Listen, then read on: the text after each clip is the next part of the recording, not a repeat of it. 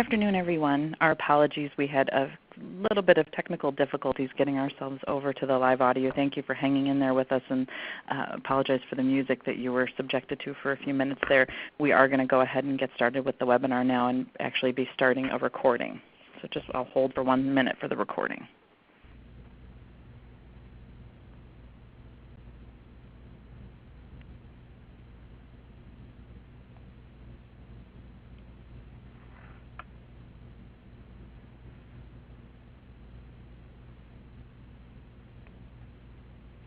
Jonathan, is the recording began?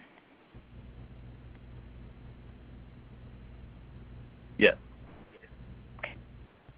All right. Welcome, everyone, and thank you for joining us. This is the 4th webinar in the series on the Child Care and Development Block Grant in the first 1,000 days. This webinar series is focusing specifically on thinking intentionally and planning for those great beginnings for infants and toddlers.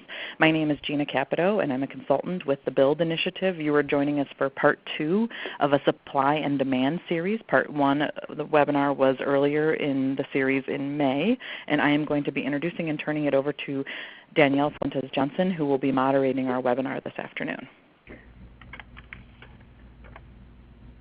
Good afternoon, everyone. Thank you for joining us. I'm Danielle Fuentes-Johnson, and I'm with the BUILD initiative. And I'll, mentioned, will serve as your moderator this afternoon. On the first part of the supply and demand series, we asked a poll question, and that was, what are you, the participants, most interested in related to maximizing the new funding for infants and toddlers?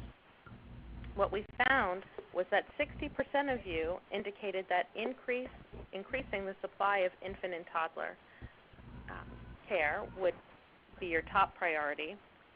53% indicated that an increase in access to care would be your top priority. And those are 2 things we're going to talk about today. The next 2 topics that made the list were workforce issues with 53%, and this will be a topic of our upcoming session on July 24th, and family child care was also a concern at 33%, and this we'll cover in our upcoming session on July 9th in the second part.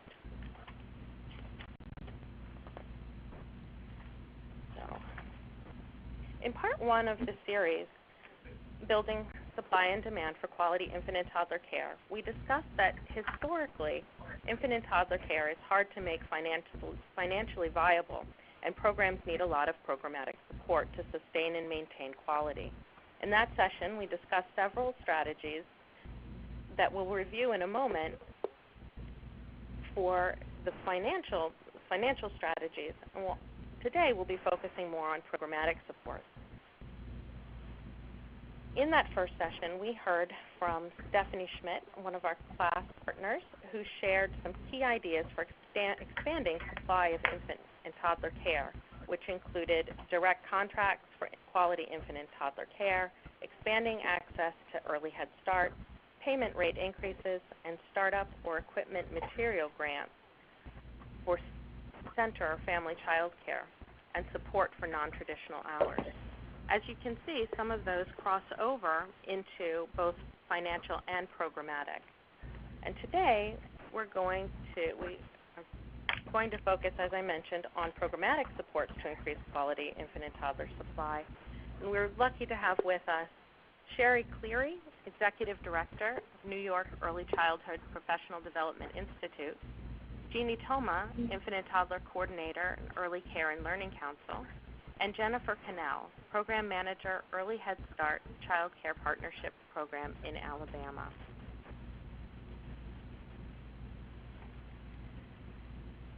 As we look to this series of webinars, we want to make sure we have lay down a shared understanding of building capacity or building quality supply of early care for infants and toddlers. And to that definition, we look to enough capacity to serve infants and toddlers, and that it is distributed in a way to be available to families at the hours they need, affordably, and meet the standards of quality care. This webinar series is focused on the linkage to quality and supply and why that is so critical for infants and toddlers. We know that 0 to 3 is a very special and different time of development, and this time of unparalleled brain growth and rapid knowledge and acquisition requires strong relationship-based learning through their families, the two-generation approach, and their caregivers. And providing quality care requires specialized training and specialized care. As we move through our 11-part series, we want to keep in mind the following core principles: that decision-making that reflects the unique development of infants and toddlers, the two-generation approach, including infants and toddlers and their family members, as well as equity for infants and toddlers and families to get it right from the start, and that all of these core principles apply to all settings that serve families with infants and toddlers.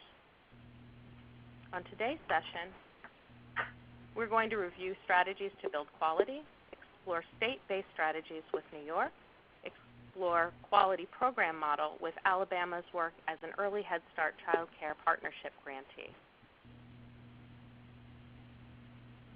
I'll invite Gina to the next section. Hello again, everyone. As Danielle mentioned, as part of our supply and demand series, we are doing 2 webinars, and one was very focused on fiscal strategies to increase the supply of quality infant-toddler care, and this particular session is more focused on the programmatic strategies to increase the supply of quality infant-toddler care. Oftentimes we find that these things are interwoven, and of course we know when we're doing fiscal investments, linking those fiscal investments to quality is a critical piece of ensuring that what we are investing in is delivered at the highest quality possible for infants and toddlers. So there is certainly some fluidity between these concepts of fiscal and programmatic strategies, but we are focusing more on programmatic strategies today. What I want to do is just a couple quick minutes as an overview of the broad-based programmatic strategies that are available, because we are going to be going deeper with our speakers this afternoon into a couple strategies that have proven success within both the state of New York and the state of Alabama, and you're going to get to explore those strategies in more detail. But of course we want to acknowledge that there are a variety of other programmatic strategies to increase quality. And again, as part of the frame of the overall series is to really ensure that we're thinking with intentionality about how you're implementing your Child Care and Development Block Grant resources, and acknowledging that as we are waiting to hear about the additional resources that are likely to be made available to states, how you can be learning more techniques and strategies and thinking of your context and how you may be able to focus those additional resources intentionally around infants and toddlers as well, which is why the whole series is focused on that concept of infants and toddlers and how the Child Care and Development Block Grant is going to impact the lives of infants and toddlers. So as I said, there are lots of strategies for increasing quality of infant-toddler care and programmatic-based strategies. Some of these we have covered and will cover on other webinars as well. In fact, a webinar just earlier in this month focused on introducing the concept of the Family Child Care Network and how that is a strong strategy for increasing quality in family child care settings, serving infants and toddlers. There are also both center-based and family child care engage in community partnerships, which allows them to offer more comprehensive services to families by partnering in their community. Similar concept but much more intentional around service delivery is the idea of the community hub, where multiple centers or multiple family child care homes function as a unit and get many of their support services and their quality enhancements come through a hub, and then the services are delivered to children and families and across different locations in the community. And then oftentimes shared services alliances, which support things such as back office, HR, payroll administration, supporting family child care providers, for instance, in doing their taxes annually. Those types of services can often be found through a shared service alliance, all of which can include specific supports around the quality of the care delivered to infants and toddlers, as well as also freeing up the professionals, the providers that are serving the infants and toddlers in order to focus on quality and not have to worry as much about HR type things or taxes or payroll. But then some other very specific quality increase strategies and I think many of you are familiar with these, and we're going to use and try and engage in the chat box a little bit with each other. And so in a couple minutes here I'm going to type a question to you to think a little bit about some of these specific strategies. But these are things I think that you find in play in your state in many areas. Oftentimes they're delivered by infant-toddler specialists or a network of infant-toddler specialists, but they're things such as direct technical assistance delivered to providers, training opportunities, or a broader structure for professional development for family child care and child care centers. More hands-on direct consultation is another example of a programmatic support that focuses on quality improvement, program assessments, incentives, which again kind of cross that line into thinking a little bit more about the fiscal support, but also can be a way to incentivize providers to achieve more education, to achieve their infant-toddler credential, for instance. If they're going to receive a staff incentive for doing that, can then support the increase in the level of quality that's offered to the children, or that the provider's capacity for quality. And then another example, which we're going to go into in more detail with Jennifer on our call later this afternoon, is thinking about implementing the Early Head Start standards and the regulations related to Early Head Start through using that particular program model. So we know that there's kind of our biggest measure of quality for most of child care and preschool settings across the country is through frequently the Quality Rating and Improvement System, or QRIS, and many of these structures are often implemented or supporting programs in their pursuit of a rating as part of their QRIS, and then moving up the continuum of quality of the QRIS. And so we want to acknowledge that that's frequently a structure that these things support or live within, and then there's also oftentimes these have existed even predated a QRIS in the state as being available for programs to support their quality. So before as I said, we are going to watch your chat, because we are going to float a couple questions out there for you to be processing and thinking as we're moving on to our speakers as well. And we're going to think a little bit about, in particular, we're going to ask you to think a little bit about what has been your most successful strategy to increase the quality of infant-toddler care in your state. And you can share one example of what your most successful strategy has been in the chat, and maybe we can get a little bit of dialogue going in the chat as we hear our speakers also relate to the strategies that they found successful and some of the specifics of those strategies. At this time, I'm going to turn it over to Sherry Cleary, who is going to share some of the strategies that are in place in the state of the state of New York. My apologies, Sherry. I do not see your slides yet for us, so I'm going to advance us to the next slide, which is the logo for Quality Stars.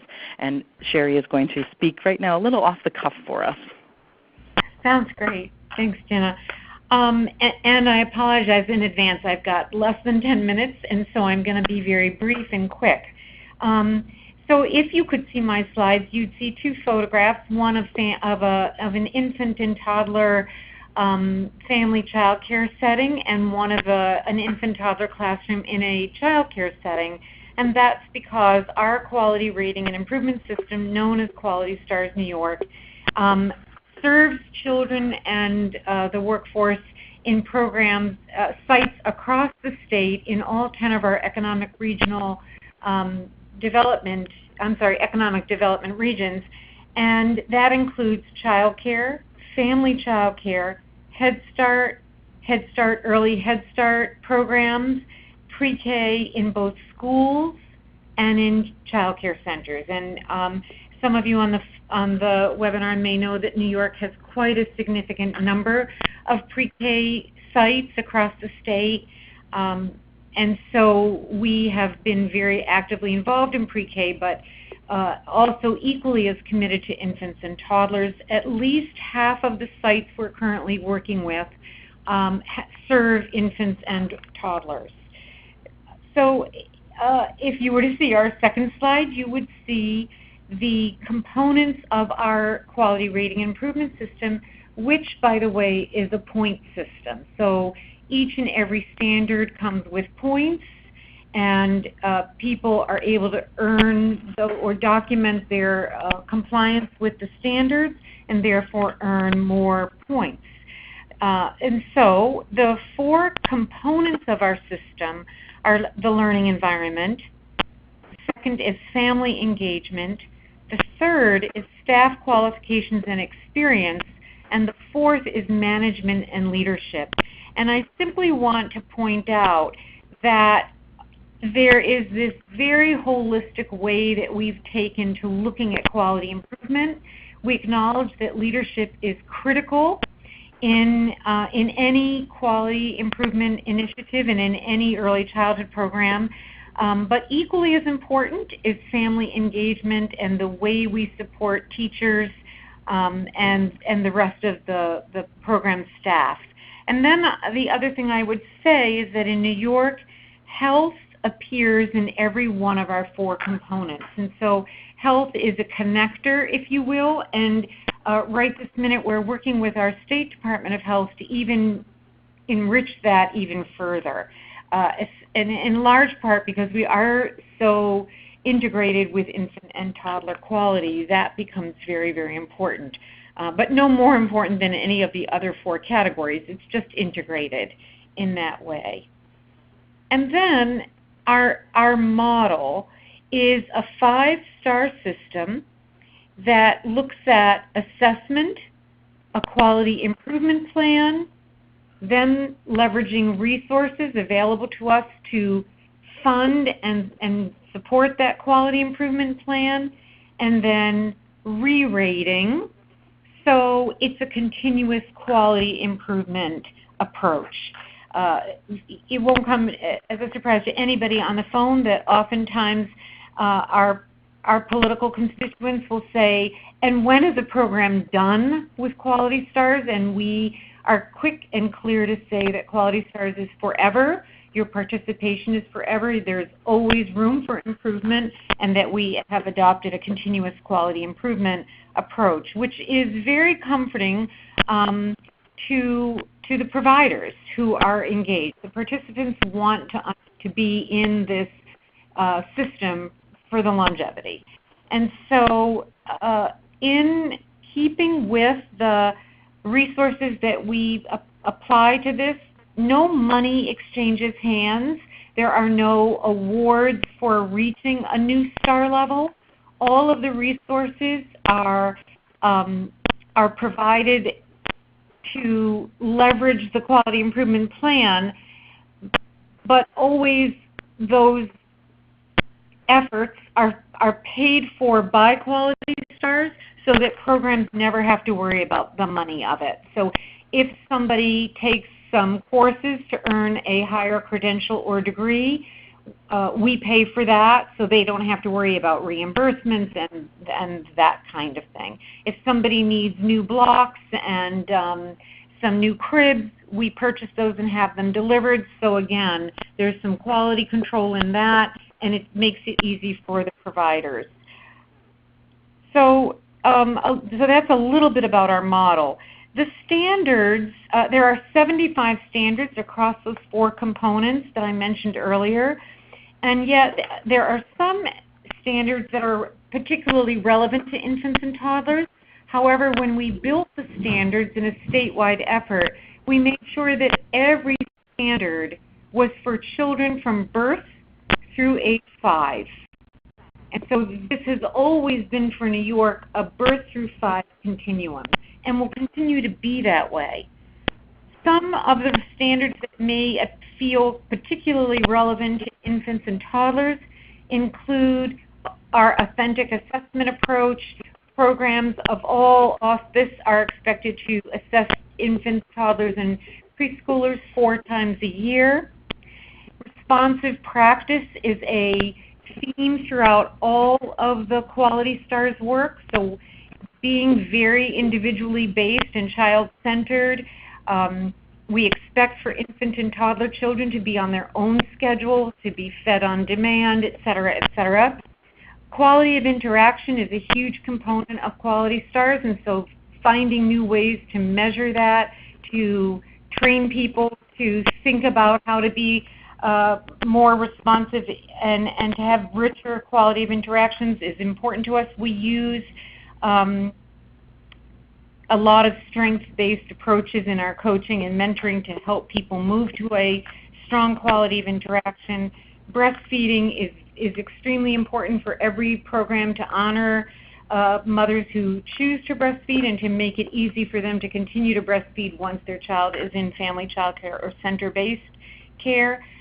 Infants and toddlers get daily communications. Their family and caregivers are engaged in a documentable daily communication system.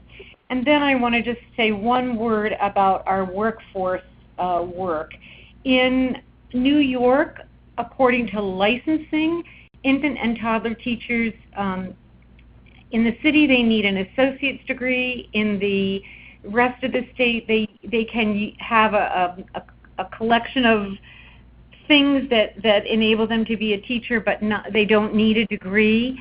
In Quality Stars, there are aspirational credentials and degrees that are encouraged.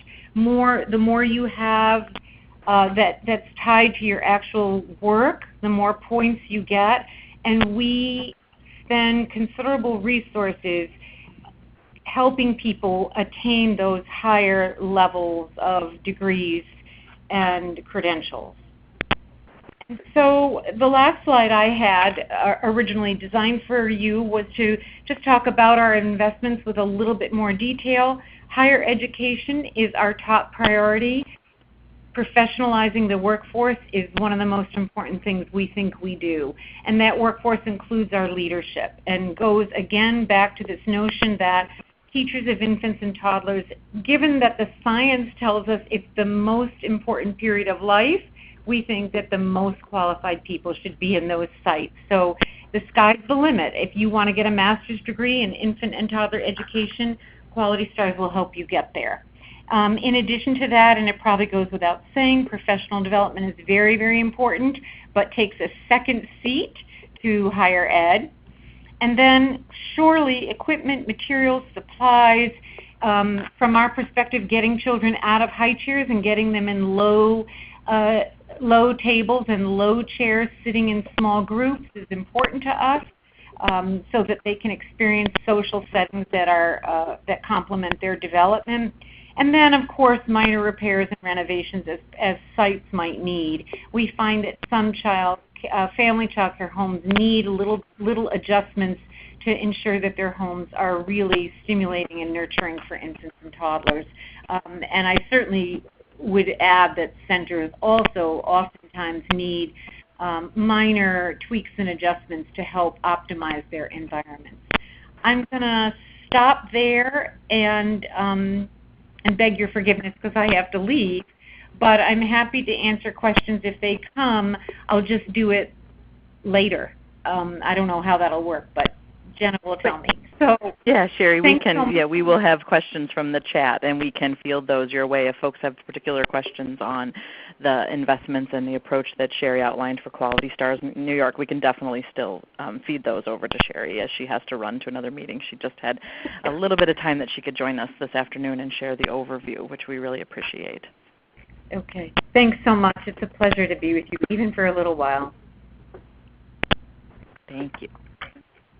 So I see, and we're going to now turn it over here, a little bit more detail about your structure unique to New York in that it's infant toddler resource centers that I think as I'm watching the chat box, I'm also seeing that there's folks that are jumping in and talking about that some of their most successful implementation have been things such as training and embedded job professional development on site for programs. I say that Colorado raised that related to training and embedded professional development, and I think that's something we'll hear a little bit about as Jeannie Thoma shares more about the resource network that exists within New York State. And then I think there's more than one participant has shared that early Head Start model implemented, and so it would be great to explore the Alabama implementation with family child care and center-based for implementing early Head Start and see where there's similarities and where there's other areas that we can learn from each other on implementing some of these quality structures. So at this point, I'll ask Jeannie to join us and go into more detail on the resource network. Wonderful. Thank you. Can you hear me all right? Great. Yes. So I'm happy to have the opportunity today to share the structures and programmatic strategies that we've found here in New York allow us to focus on increasing access to quality IT care for all children, including those who are at the highest risk. So what follows is a bird's eye view of those strategies. Let's take a look. So first, a little history about New York State. In 2002, the New York State Office of Children and Family Services used the federal child care block grant funds to develop 7 regional infant and toddler resource centers. And we feel very fortunate to have this structure in place in our state. You see the map in front of you, and actually we have 7 lead agencies, one within each of those 7 regions, which enables us to create really consistent practices across the state while also giving us the ability to address needs. These centers, which were established in the child care resource and referral agencies, are staffed with specialists dedicated to improving the quality of child care for infants and their families. So even though we have 34 CCRNRs, we do not have 34 infant-toddler specialists. We actually have 24 infant-toddler specialists that are shared by all of those regions, probably between 2 and 4 specialists per region. With the creation of New York State's IT network, there was an adoption of the 10 essential components of high-quality care. And what follows, what you see on your screen, is a listing of those 10 components. So we've got child care programs following appropriate health and safety practices, staff well-trained in early childhood development, and I'm seeing questions about audio working. I'm hoping this is all coming through. The third is age-appropriate environments, small groups with optimal adult-child ratios, primary caregiver relationships, and continuity of caregiver over time. Number 6 is active and responsive caregiving to support children's development, curriculum, observation, and individualized programming, support of emerging language and literacy, family involvement and cultural continuity, and comprehensive support services.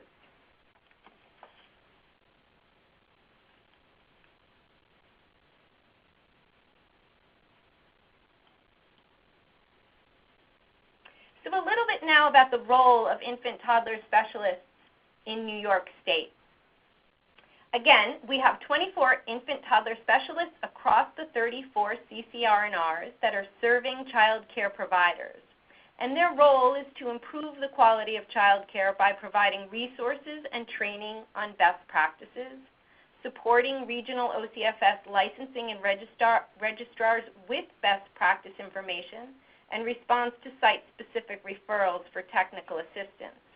They also conduct site visits to child care settings and potential infant-toddler care settings, and provide technical assistance and enhanced technical assistance to providers and other child care professionals on best practices. Now, some other things to note here is that many of our IT specialists are full-time, though some of them are part-time. Some have been working as IT specialists with New York State for 10 to 15 years, and there are a couple that just joined our network within the last year. So we have a range of experience within the network, which is really wonderful because we have fresh perspective and then we have this wonderful history and wisdom that has been collected. Part of ECLC's role is providing professional development and trainings for the network of specialists. We have a minimum of 5 gatherings per year in which this is conducted. And we also have professional development that's taking place at a local level for the specialists through their CCRNRs.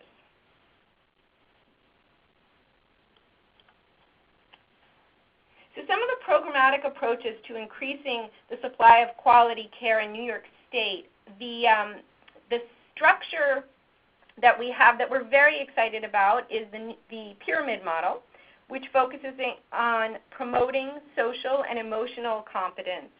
And this has been with our state, I would say, for just over 2 years. We have infant and toddler specialists from 3 regions that are master cadre pyramid trainers. So they're conducting the training for many of the providers, for our other specialists across the state. The infant-toddler training modules 1, 2, and 3 have been made available for the IT specialists in the state, and we're in the process of having the specialists receive those trainings. Some have gone through all 3. Some are preparing for their first module. Back in April, we offered to the entire network the Pee-wee module, which is parents interacting with infants for the IT specialists.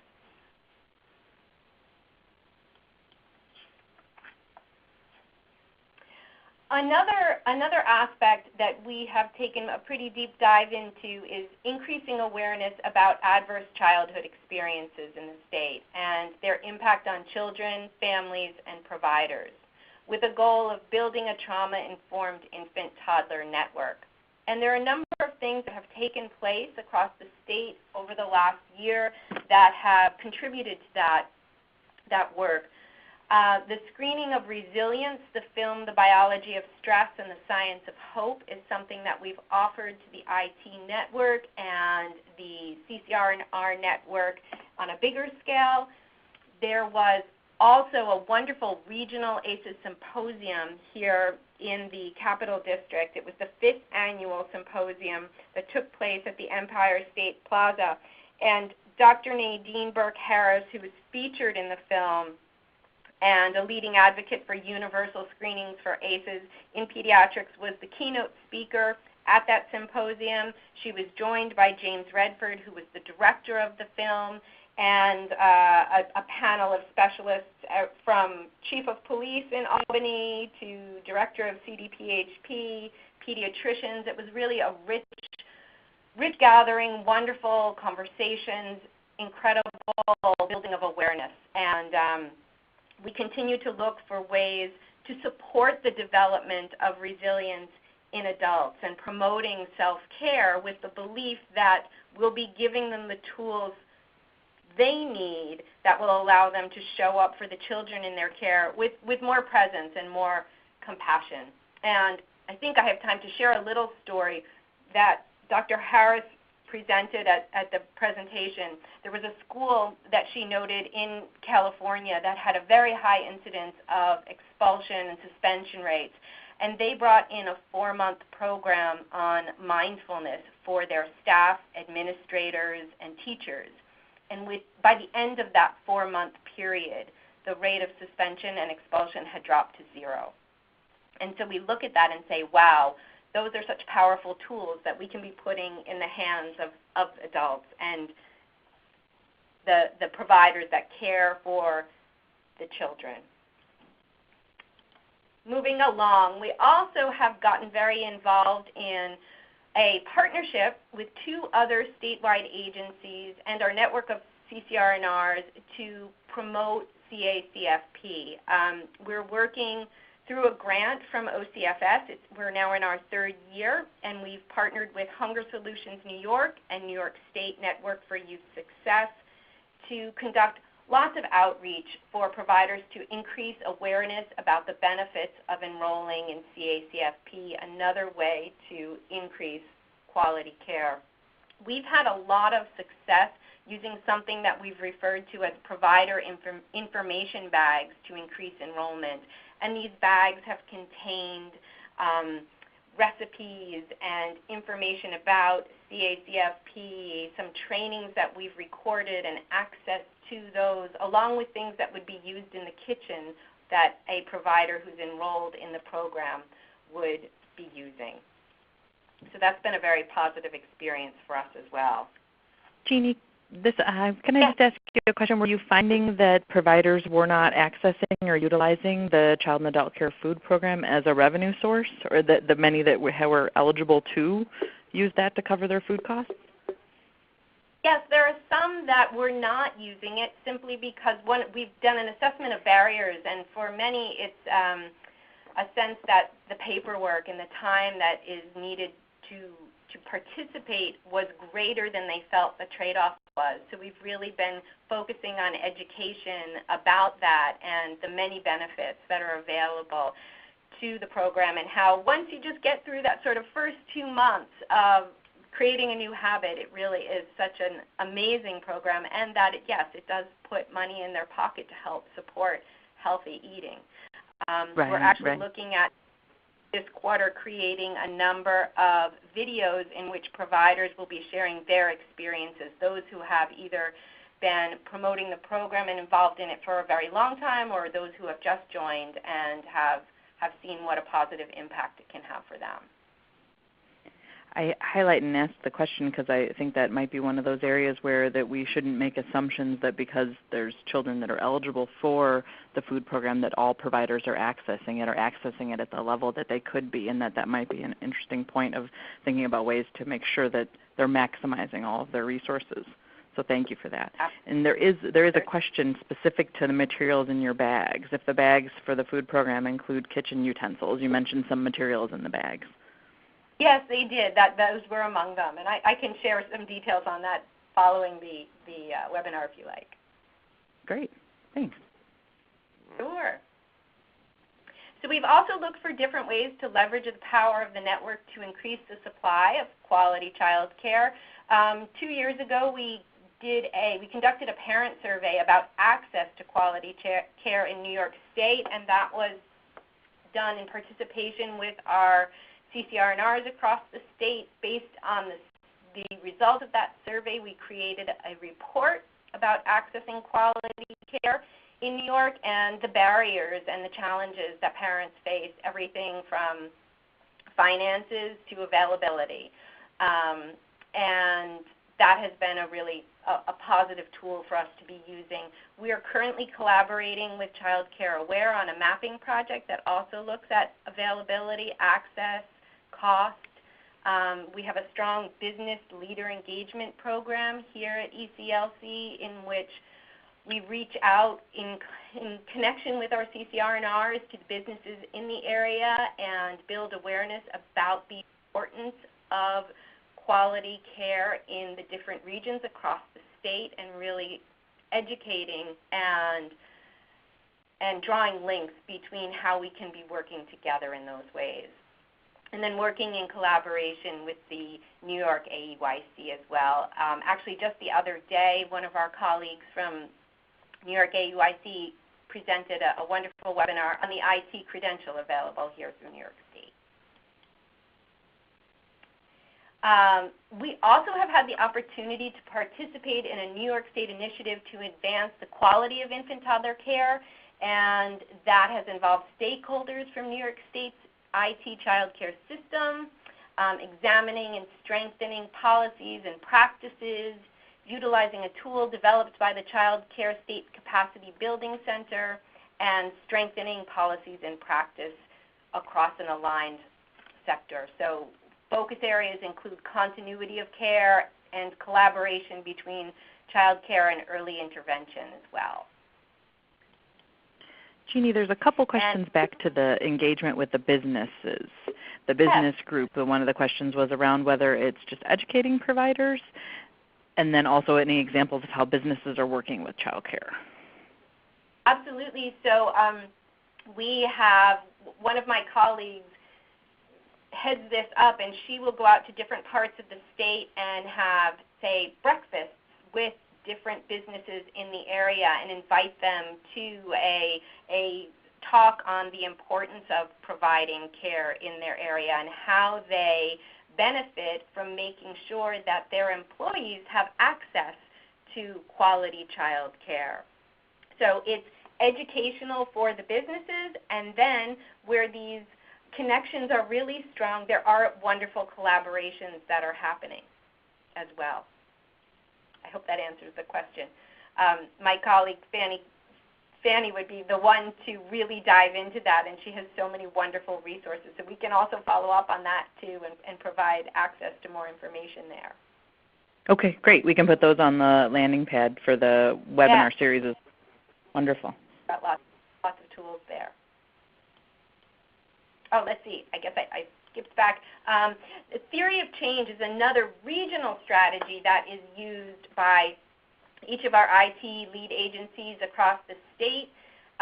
Typically, each of the agencies will choose a collection of the 10 components to focus on for a given year, and it creates a great opportunity for the specialists to share new trainings with providers to enhance quality. And when we get together as a network too, there's wonderful sharing that goes on between the specialists about different trainings that they're focusing on, how it connects to their theory of change, and the impact they're able to have in the field working with providers.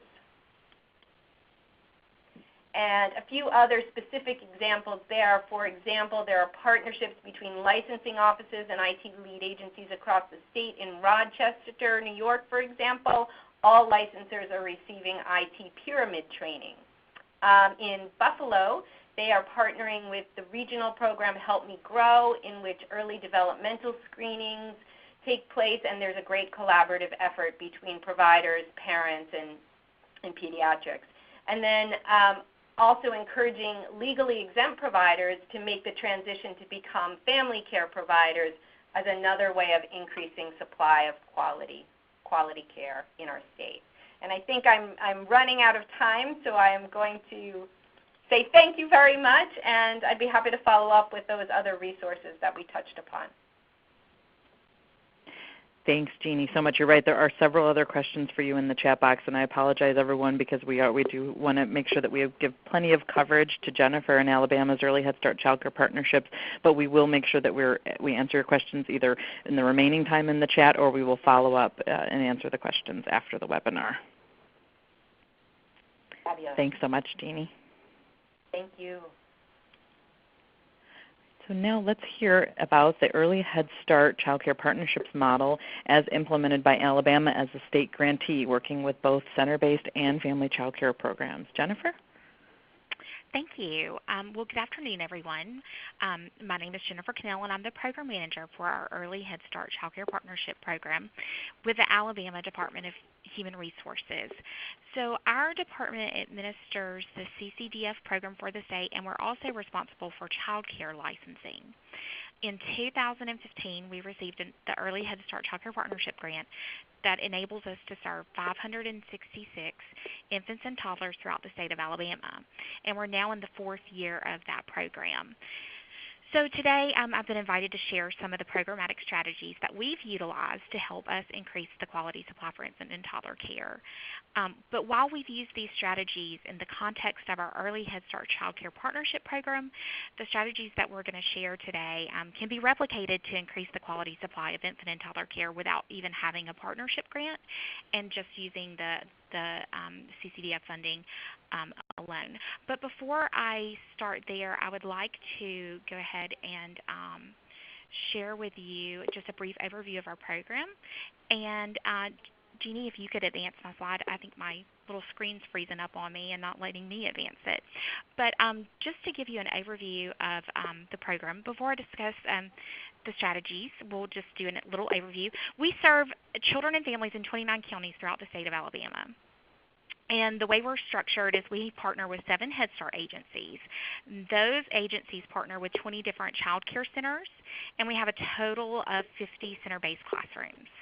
We also partner with a family child care hub, and our hub partners with 50 family child care homes. So overall, our program has a total of 100 high-quality infant and toddler classrooms, and these classrooms operate at a higher quality. They're required to meet the Head Start performance standards, and like I said, they operate at a higher quality than what's required by our state's minimum standards for licensing. So we layer funding from different sources, including CCDF funding, in order to operate our EHS CCP program. And let's see if you could, I think I'm back in business, so I can advance to the next one. Let's move on to discussing those strategies that we've used to increase the quality supply of infant and toddler care with our partnership program here in Alabama. But as I mentioned earlier, I'm hoping that you can look at these strategies as ways to take away for your own states and own communities and implement them without necessarily having a partnership grant. So the first strategy that I'd like to talk with you about is contracting for slots. So that is really the basic premise of what our partnership program does. Our child care partners receive a set amount of money per child per week, and the child care partners receive this slot money in addition to the full subsidy amount for each child that is on the subsidy program. And with our grant, at least 80% of our children enrolled in our partnership program are on the subsidy program. So the slot money enables child care facilities to offset the cost of operating at a higher quality. And our department has actually been considering applying this model to increase the capacity of high-quality infant and toddler care outside of our partnership program. And to accomplish that, we're looking at contracting with child care facilities that will agree to operate at higher quality standards, such as lower staff-to-child ratios and higher teacher qualifications, in order to receive a higher payment for a certain number of contracted slots. So that amount per slot would be higher than the regular subsidy reimbursement amount. And the next strategy or approach that I'd like to share with you has been our intensive coaching program. This one has been a huge success for our partnership program. So this past year we partnered with our State Department of Early Childhood Education to implement a one-on-one intensive coaching program for 10% of our teaching staff to help increase curriculum fidelity and the use of effective teaching practices. We assessed our teachers to identify those who would benefit the most from coaching, and we used the practice-based coaching model. And the teachers set goals with the help of their coaches at the beginning of each coaching cycle. Then our coaches model and support the teachers over the course of the 2 weeks. And then our coaches will do a focused observation, and in that observation they're looking for evidence that the teacher is implementing the teaching practices successfully. Then they have the reflection and feedback session, where the teachers receive feedback and reflect on if they feel like, based on the evidence, if they've met their coaching goal, or if they want to continue working on that goal for another coaching cycle. And our coaching cycles last 2 weeks. So at the end of the year, these teachers will receive a stipend for participating in this coaching program. It was voluntary, but we feel it's important to reward them for putting forth the extra effort to improve their responsive caregiving and effective teaching practices. We've seen tremendous growth from the teachers this year who have received the coaching, and it's had such a positive impact that we are layering more CCDF funding in order to expand this coaching program next year to all of our early Head Start Child Care Partnership teaching staff. So if any of our EHS CCP teachers want to receive coaching, we want to make sure that it's available for them. And we also wanted to try to find a way in our state to expand the benefits of that coaching program and bring that to traditional child care facilities and family child care homes that are not a part of our partnership grant.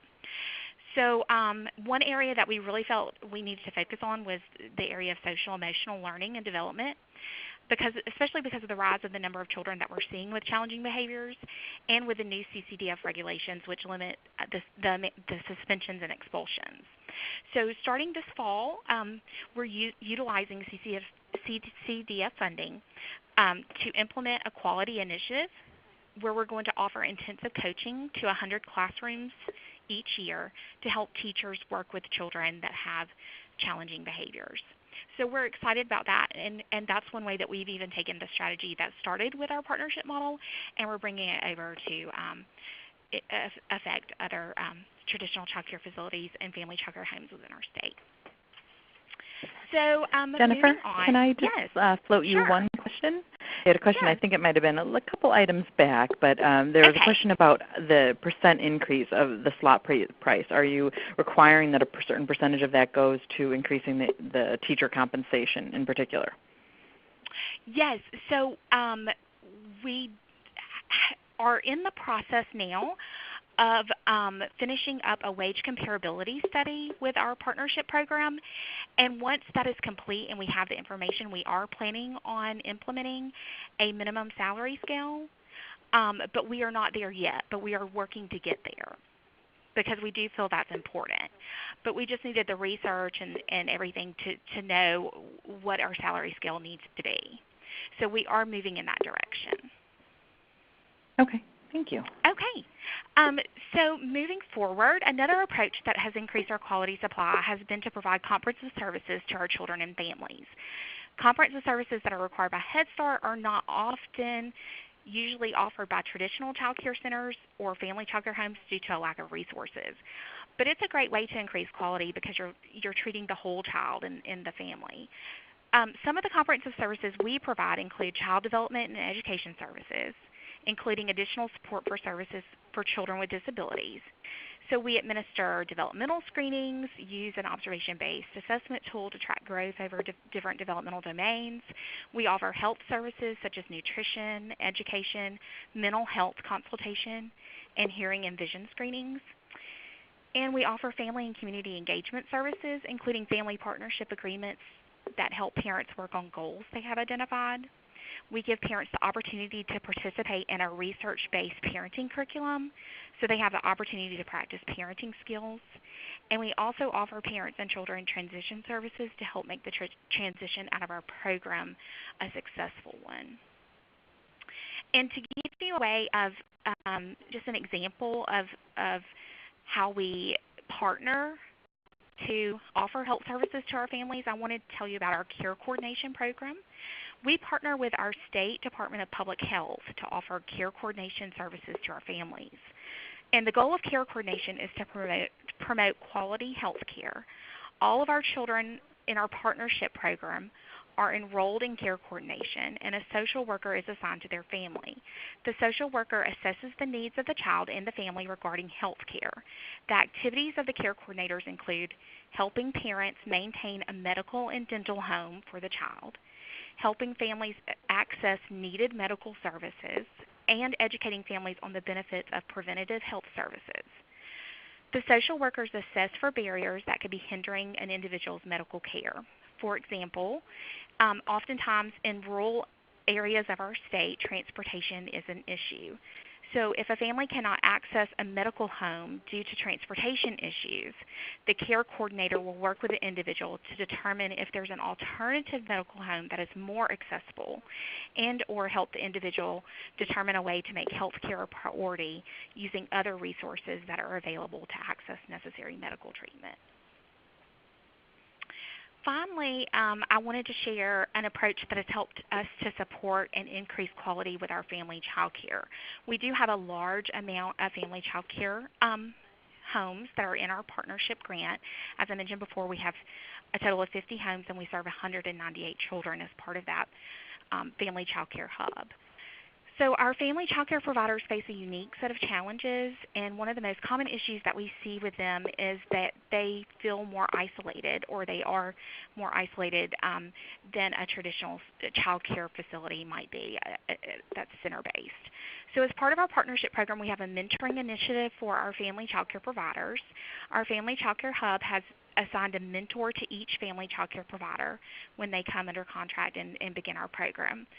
The mentor makes visits to the provider's homes at least once every 2 weeks, and they provide support. They verify compliance with our contractual agreements and our policies and procedures. They facilitate ongoing communication, and they provide recommendations for technical assistance. So any outside professional development, they'll help them find resources there.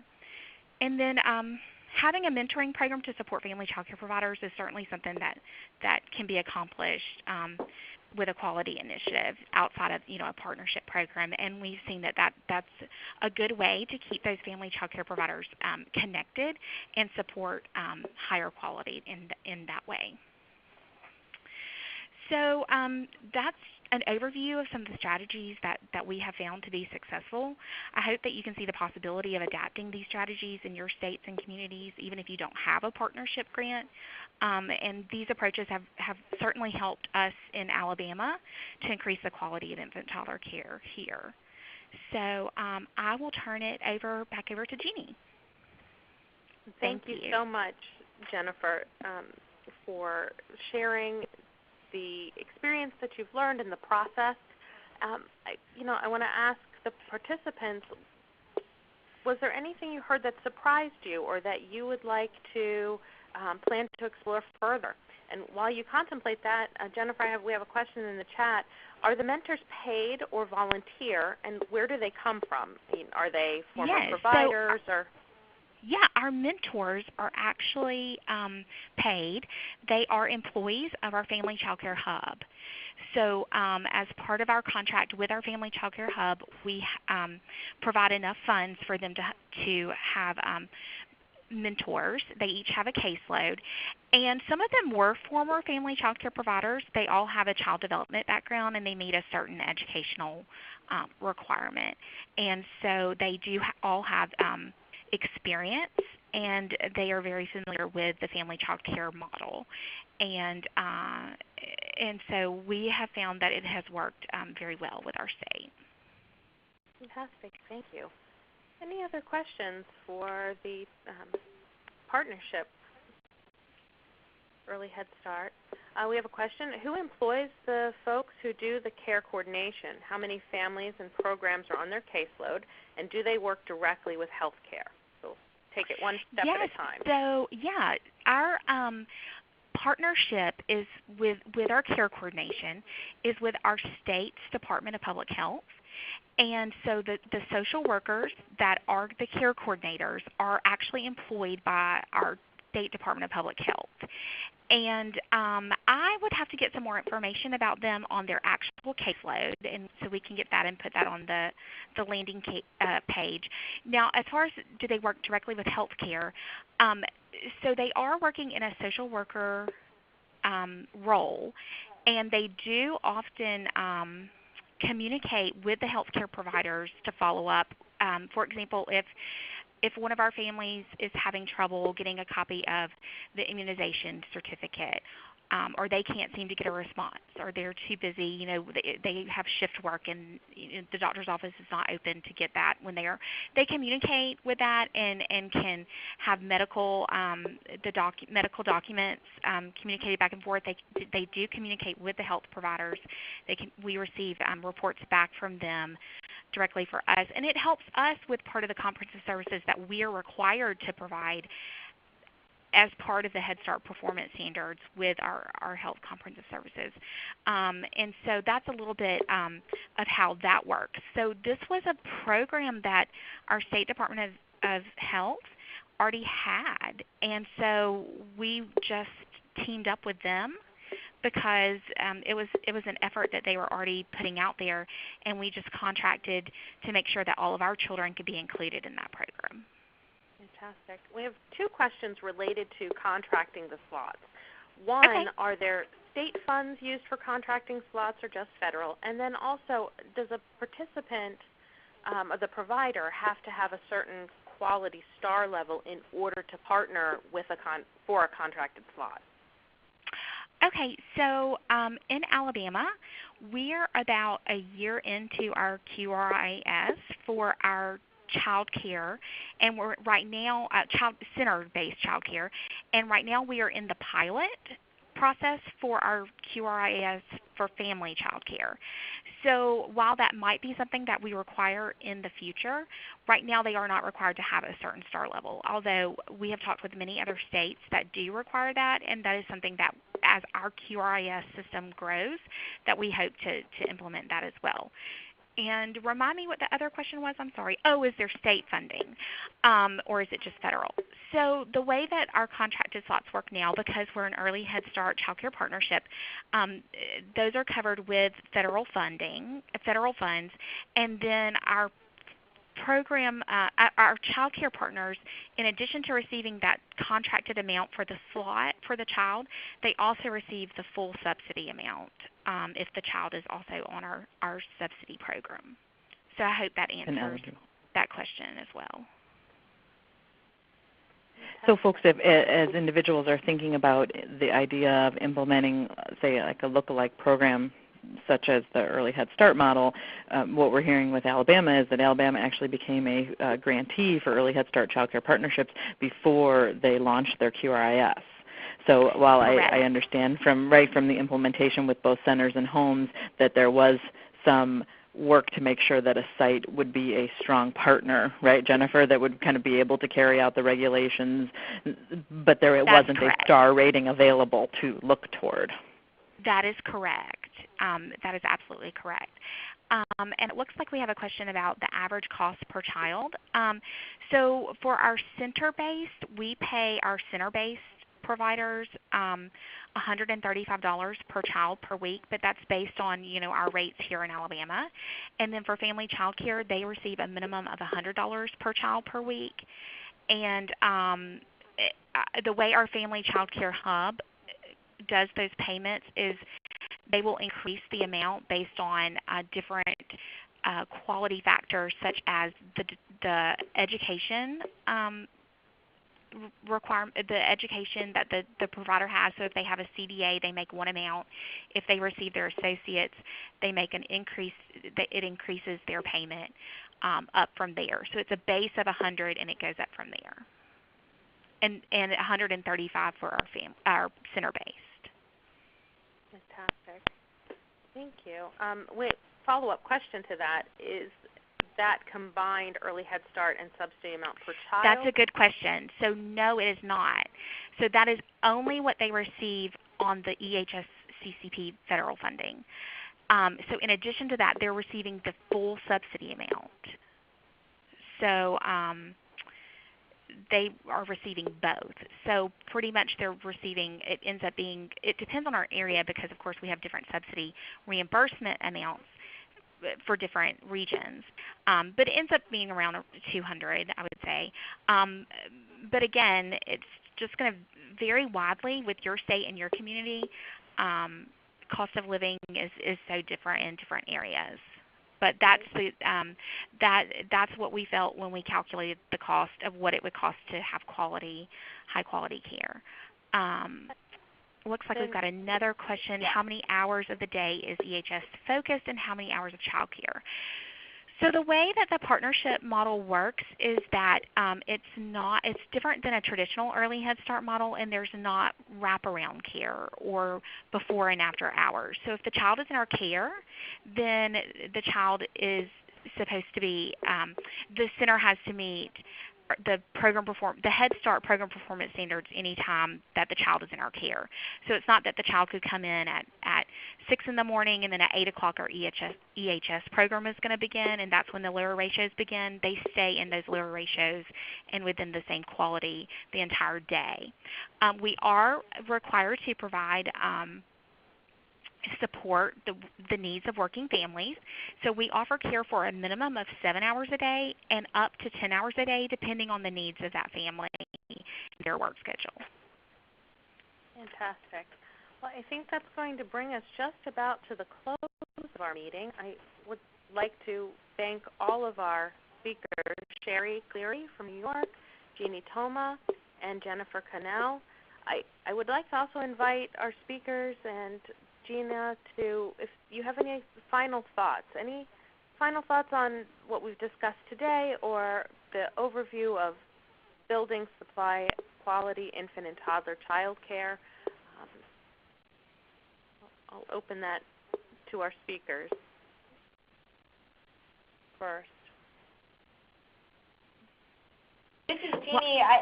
I loved the introduction that you shared early on about thinking intentionally about what can create great beginnings for infants and toddlers. And I think there are often so many things that we can do, and just slowing down enough to do one thing really well at a time, and then moving to the next and moving to the next, and it all builds. But with those intentions and building relationships, there are so many wonderful places we can go. And this forum is a great example of that, of being able to share our successes and be examples for each other. Thank you so much. It always comes back to that relationship piece. It does. So important. Danielle, that was the part that I was the most struck by in hearing some of the strategies and the things that folks are relating as being most successful, is how much it is about not just the intentionality, but also the intensity of the engagement with the provider, in the same way that we want that engagement between the providers and the families and children. And so I think that makes me think about how important it is that we resource the strategies well enough that they allow for that sort of one-on-one or intensive engagement to really support provider capacity and quality. And that might be one of the recommendations we need to really think about, is how we build a budget or build the model and fund it in order to allow for that sort of intensive engagement with providers to increase their quality. Fantastic. I think that's a good place to end our session on. I do want to remind everyone that we have 2 sessions coming up in the month of July. The first one on July 9th will be the second part of our series on family child care. And then on July 24th, we'll be discussing workforce and supporting the workforce and building the workforce. I also want to remind everyone that we have a lot of resources, and all of the previous sessions, PowerPoints, and recordings of the webinars are located on the webpage, which is in the chat box. So please take a minute to visit. We look forward to seeing all of you again next time. We're going to leave the chat open for a little while, so if you're getting a delay on seeing the postings, you'll find the post to the landing page that Danielle just put up, so you'll be able to follow that to find the webinar recording as well as lots of other resources, as Danielle said.